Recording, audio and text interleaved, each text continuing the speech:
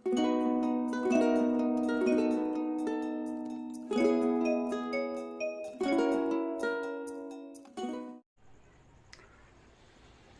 विद्यार्थियों, आपके अपने इस यूट्यूब चैनल में फिर से एक बार मैं स्वागत और अभिनंदन करता हूं। जैसे कि हम लोग टेंस पढ़ रहे थे और टेंस में हमने प्रेजेंट कंटिन्यूअस टेंस की शुरुआत की थी, जिसमें अफर्मेटिव सेंटेंस को हम पढ़ चुके हैं।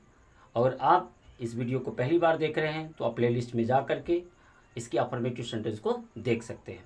आज हम बिना विलंब के आज शुरू करते हैं प्रेजेंट कंटिन्यूअस टेंस का नेगेटिव सेंटेंस, नकारात्मक वाक्य। तो नेगेटिव सेंटेंस जैसे कि हिंदी होगी इसकी नकारात्मक वाक्य। नकारात्मक वाक्य,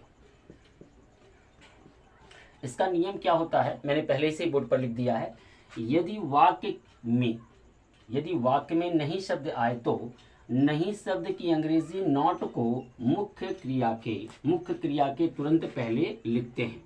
यानी यदि वाक्य में नहीं शब्द जो आए तो नहीं शब्द की जो अंग्रेजी होती है वो होती है नॉट, और नॉट को मुख्य क्रिया जो होगी उसके तुरंत पहले लिखते हैं। मैंने मेथड भी लिख दिया है। सबसे पहले आपको सब्जेक्ट लिखनी है, फिर कर्ता के अनुसार इज एम आर में से एक सहायक क्रिया चुननी है, फिर नॉट लिखना है, फिर वर्ब की फर्स्ट फॉर्म में आईएनजी और फिर ऑब्जेक्ट लिखने हैं। तो ये अपना मेथड है। सबसे पहले कर्ता के बाद हमें कर्ता एक वचन होगा तो सहायक क्रिया इज लाएंगे, कर्ता बहुवचन होगा सहायक क्रिया आर लाएंगे, अगर कर्ता आई होगा तो सहायक क्रिया एम लाएंगे। उसके बाद नॉट लिखना है, फिर क्रिया की पहली अवस्था में आईएनजी जोड़ना है और फिर आपका जो क्रियकर्म यानी ऑब्जेक्ट लिखना है। आइए कुछ एग्जाम्पल के साथ इस नियम को समझते हैं।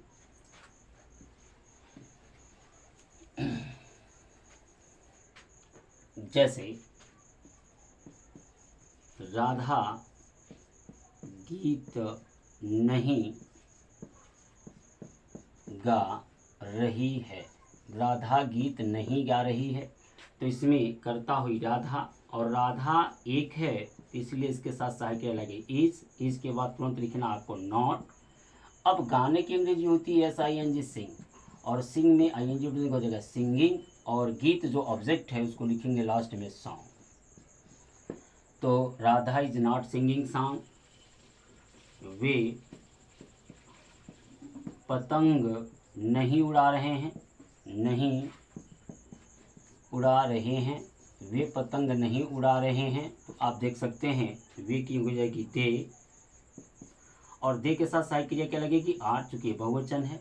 उड़ाना का अंग्रेजी होता फ्लाई, और फ्लाई में आईएनजी जोड़ देंगे हो जाएगा फ्लाइंग, और ऑब्जेक्ट जो पतंग है इसको लिख देंगे, और सॉरी ये नहीं की अंग्रेजी हम लोग लिखना भूल गए, दे आर। उसके बाद तुरंत लिखना हमें नॉट, फिर तब लिखेंगे क्रिया और इसमें जोड़ेंगे flying. They are not flying पतंग का kite, KITE, they are not flying kite. हम पत्र नहीं लिख रहे हैं, हम पत्र नहीं लिख रहे हैं। तो हम देख सकते हैं हम की अंग्रेजी होगी वी के साथ सहायक करेंगे आर के बाद तुरंत लिखेंगे नॉट। लिखना की अंग्रेजी होती है राइट, और राइट में हम ING जोड़ देंगे हो जाएगा राइटिंग, और फिर पत्र को लास्ट में लिखेंगे letter. We are not writing letter. आइए कुछ और उदाहरण लेते हैं और इन्हें समझते हैं।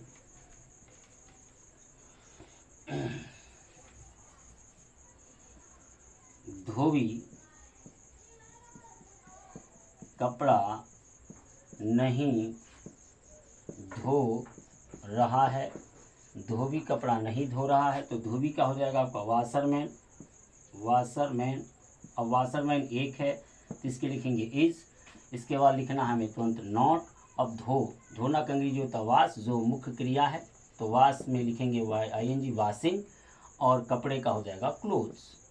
तो washerman is not washing clothes, ये हो गया आपका अनुवाद। मैं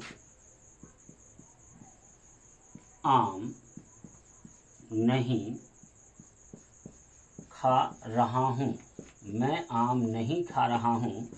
तो मैं की अंग्रेजी हो जाती आई, और आई के साथ सहायक क्रिया लाना है एम के बाद लिखना है हमें नॉट, और खाना का अंग्रेजी होती है ईट, और ईट में ING लगाएगा हो जाएगा ईटिंग, आम का MANGO मैंगो। यानी हम कर्ता लिख रहे हैं, कर्ता के बाद डिसाइड करें कि सहायक क्रिया कर्ता के अनुसार क्या आएगी, फिर नॉट, फिर लास्ट में जो क्रिया होती है मुख्य क्रिया, खाना के अंग्रेजी ईट, और रहा रही के लिए हम आईएनजी लगा रहे हैं और ऑब्जेक्ट को लेकर लास्ट में लिख रहे हैं। तो जैसे कि हिंदी में ऑब्जेक्ट बीच में होता, क्रिया लास्ट में होती, कर्ता शुरू में होता, और अंग्रेजी में जो कर्ता पहले लिखते हैं और क्रिया को बीच में लाते हैं और जो कर्म होता है उसको लास्ट में लिखने का कार्य करते हैं। आइए कुछ और अनुवाद लेते हैं।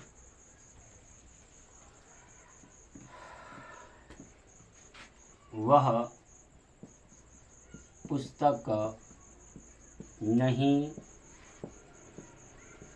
खरीद रहा है, वह पुस्तक नहीं खरीद रहा है, तो वह क्या हो जाएगी ही के साथ साइकिल लाएंगे इस के बाद तुरंत लगाएंगे नॉट। अब खरीदना का अंग्रेजी होता है जो है बाई, और बाई में जो है बाइंग हो जाएगा, और पुस्तक की अंग्रेजी होगी बुक। रहा रही के लिए हमने आईएनजी लगा दिया इसमें, रहा रही के लिए खरीदना का बाई और रहा रही के लिए आईएनजी, तो बाइंग यानी he is not buying book.